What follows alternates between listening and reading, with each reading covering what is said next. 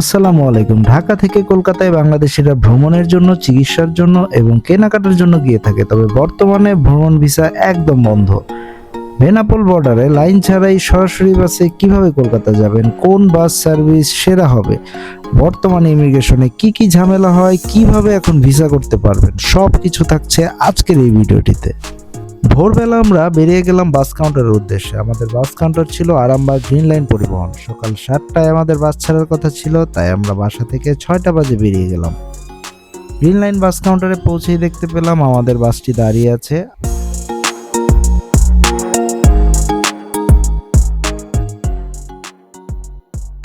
Arambagh green লাইনের এই bus counter থেকেই টিকিট সংগ্রহ করেছিলাম। টিকিট মূল্য ছিল 2300 টাকা জনপ্রতি। এখানে বসার সুব্যবস্থা রয়েছে। যাত্রীরা সবাই অপেক্ষা করছিল কখন বাসটি ছাড়বে। West Bengal transport corporation WBTC, BRTC এই দুটি রোড ট্রান্সপোর্ট কর্পোরেশনের সহযোগিতায় সৌহার্দ্য বাস চলে। সপ্তাহে 3 দিন শ্যামলী এবং গ্রিন লাইন পরিবহনের বাস চলাচল করে থাকে। বাস কোনটি ভালো এই প্রশ্নে যদি আসি, বেশিরভাগ মানুষের মতামত গ্রিন লাইন পরিবহন।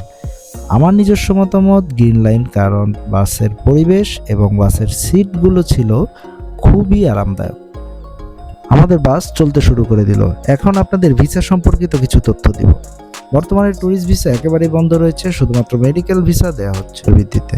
মেডিকেল ভিসার জন্য আপনাকে অবশ্যই ইন্ডিয়ার যে কোনো হসপিটালের অ্যাপয়েন্টমেন্ট নিতে হবে, এছাড়া আপনারা ভিসা অ্যাপ্লিকেশন জমা করতে পারবেন না।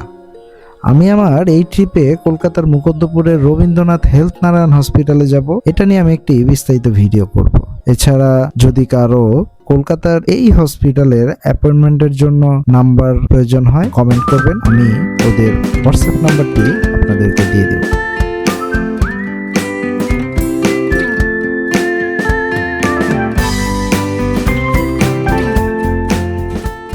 প্রথম যাত্রা বিরতি দিয়ে দিল সাম্পান হাইওয়ে ইন রেস্টুরেন্ট।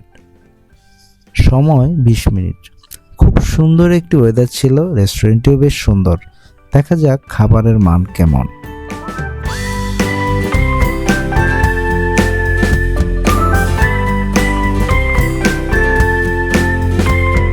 খাবারের মান মোটামুটি, দাম একটু বেশি। এরই মধ্যে আমরা বর্ডারে চলে এলাম। বৃষ্টি শুরু হয়ে গিয়েছে।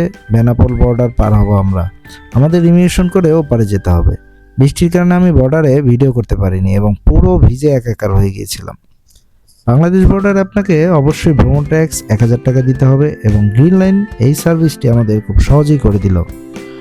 যদিও ওরা অতিরিক্ত 150 টাকা নিয়েছিল, মোট 1150 টাকা খরচ হলো এখানে। বাংলাদেশ এবং ইন্ডিয়ার ইমিগ্রেশনে কোনো ঝামেলা ছাড়াই আমরা দ্রুত পার হয়ে গেলাম।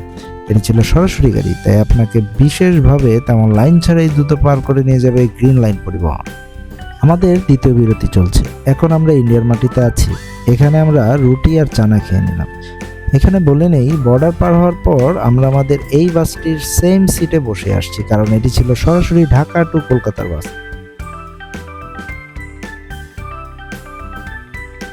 কলকাতা শহরের মধ্য দিয়ে বাসটি চলছিল।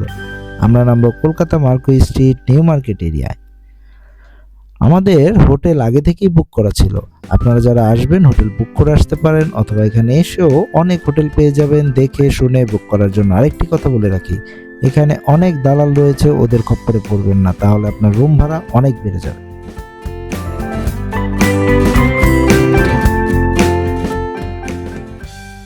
এরই মধ্যে আমাদের বাস পৌঁছে গেল পুরাতন শহর কলকাতা নিউ মার্কেটের মার্কুই স্ট্রিটে। কলকাতা শহর নিয়ে এবং কলকাতা শহরের চিকিৎসা নিয়ে কথা হবে অন্য কোনো ভিডিওতে। সবাইকে অনুরোধ করব, ভিডিওটি ভালো লাগলে অবশ্যই সাবস্ক্রাইব করবেন।